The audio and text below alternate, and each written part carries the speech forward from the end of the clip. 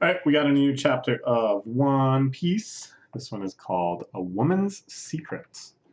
And on the cover, a very, very strange cover page. They requested birds sandbathing in crocodile sand. Now, birds do something called a sand bath. Usually things like chickens and other kind of like walking birds, where they go into loose dirt and sand and dust and kick it up, and they use it to kind of like coat their feathers, I think, and ward off like infestation, which is not at all what's being depicted here. So I feel like, I don't know, like, does Oda maybe not know what that means? And was just like, birds playing in sand, I don't know. More likely, I think he does know what it means, and he's being a little silly here, but or maybe little sparrows like this do sandbathe, but not usually like in 3 dimensions and stuff. Also, why is Crocodile entertaining this? Why is Crocodile allowing this to happen? It is the mysterious world of the cover page where friend and foe alike will delight at the frolic of animals. What am I talking about? When is the next cover arc story going to begin, for that matter? At any rate,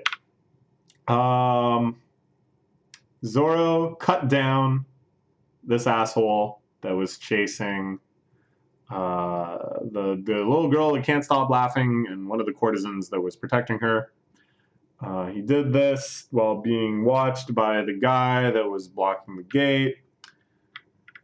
Yada, yada, yada. There's a lot going on.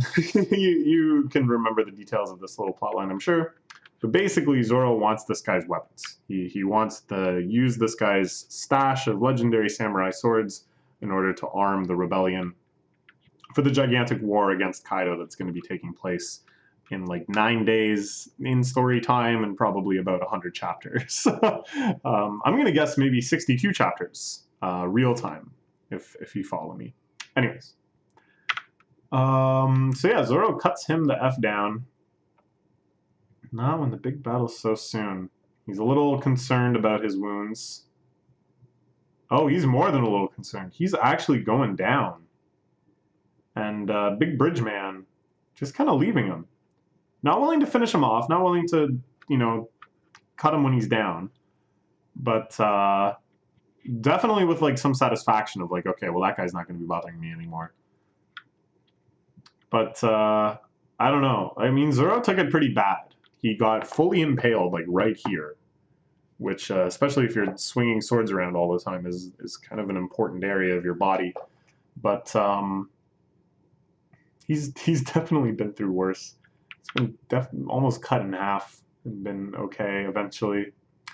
Meanwhile, we cut back to the abandoned village of Kudi, way back on the other side of the island.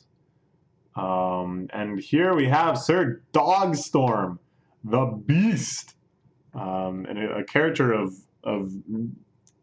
still unfathomed strength. Like we know that he fought against Jack and stuff, but we think that he fought pretty admirably then, and we didn't even get to see him go into full. The moon, the full moon, bringing out the power of the minx. What's it called? The dragon form, whatever. Anyways, enemy has learned about the symbolic fire and the mark of the moon. What should we do? Be careful of our distribution. There's no telling where or how the word leaked out. Chose this coded symbol. Now hands to the phone down intentional hands. So the forces of the Shogun have learned about the rebellion. They've learned how to spot a member of the rebellion. That is indeed bad. Similar cohorts in the capital are being apprehended by Kaido and Orochi's forces. They're rounding them up. Entire capital is heard by now. No time for us to leisurely tour the city's bathhouse. This is Hawkins hanging out with X-Drake. Both of them, yeah, a little mad, both of themselves and each other for letting targets slip away. Neither of them on the best streak right now. Komonosaki's wake is cancelled. I can't believe something bad would happen. Chaos and crowd, consider funeral would be even worse. And this is, of course, Kyoshiro, who cut her down. I'm the one suffering the most damages here. Shogun Orochi is in a bad mood. This is probably the cause of all of it. So he too has the symbol. The rebellion has been exposed. They may have to fight before they're ready. But the big thing is, as long as it's kind of being handled internally like this, that the Shogun's people are going around trying to round people up, or even headliners like X Drake and Hawkins, that's all reasonable. Because then they're not going to actually be able to catch or take down any of the really big major players of the rebellion. It's only if Kaido himself or Kaido's big boys get involved in this crackdown do things start getting scary. Meanwhile, Sanji getting the poop beaten out of him because of peeping.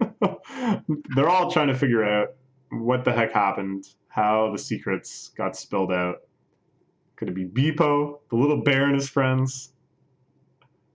Law getting really angry in defense of his crew. It's very cute. Normally Law, not a pretty stoic person. This is what So he's off to rescue his crew, but yeah, that's definitely walking into a trap. I don't know if you're going to be able to stop him anyways. Deep down, Law, like, for all of his aloofness, for all of his kind of scheming and meticulation, in matters like this, he's not really different than Luffy. He has, like, absolutes. And Beepo, his cute little bear, that's definitely an absolute.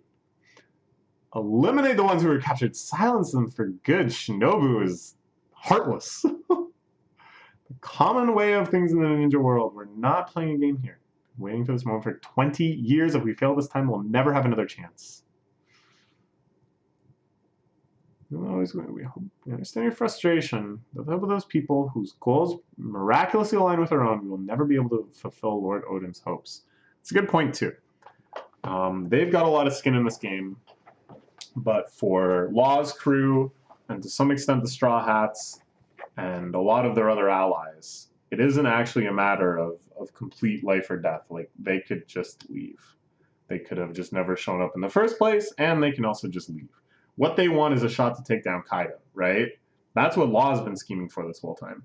But Law has other ideas, I'm sure. Law has other opportunities and machinations and stuff. So I think Samurai Man here has a very good point. To some extent, we have to go along with them, just like they're going along with us. Oh, and this is the goofy buddy of Zoro's, EO.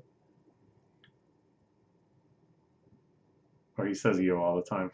Flattering Nami so quickly. Getting inside. Ooh, recognizing Shinobu and Kenjiro. All the rage in the capital. Thrills running up and down my back. Is it true there's a great battle brewing? So is this guy strong? Is this guy actually a bigger deal than he lets on? Because he knows Shinobu and Kenjiro.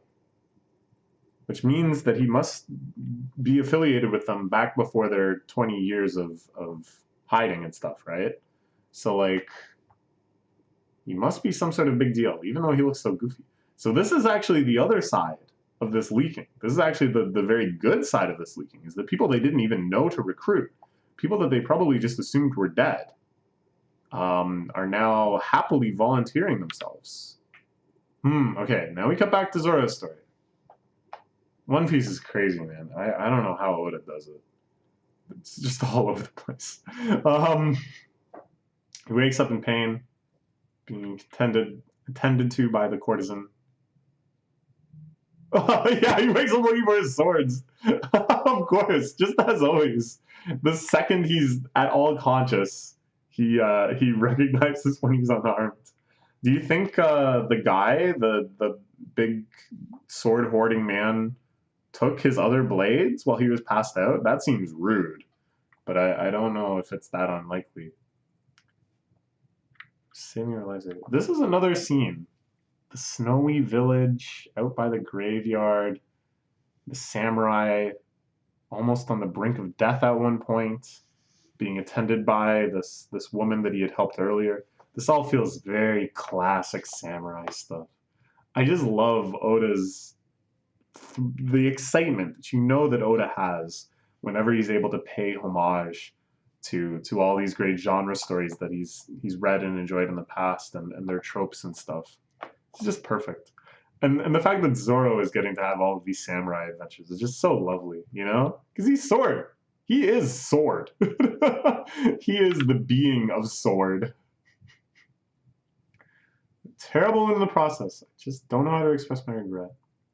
I don't like a skill that got me hurt. It's nothing to do with you. Oh, he's got his swords. Never mind. All right. But they will not let him go outside. He'll get better soon. Right in the capital, there's some special toad oil that I bought for this. So then I'll only get better in no time. It's incredible stuff. It just makes sword wounds melt away. Ooh.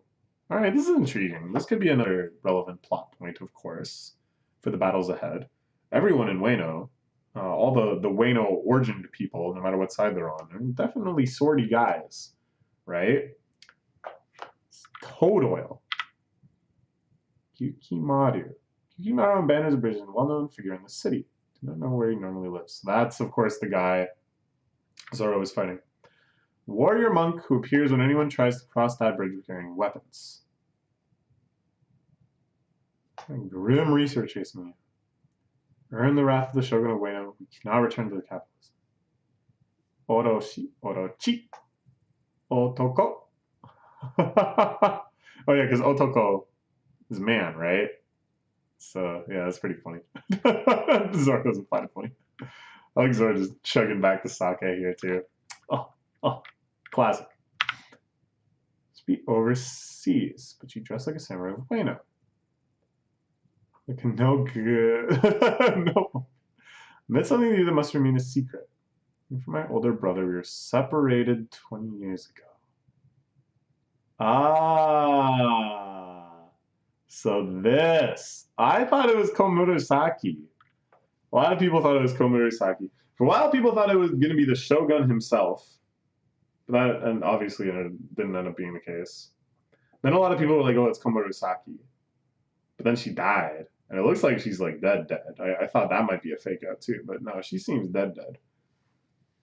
But this courtesan, this other courtesan, is actually Momonosuke's little sister. Nice, nice. So I'm sure she'll play a much bigger role than I first anticipated. I thought she was mostly just there so that Zoro could get these sorts of cliched scenes for Oda's delight. But no. Okay, all right. Yet another piece of the puzzle falls into place and yet reveals an all the more complex portrait. So what will happen next? I have no idea. At this point, I have no idea.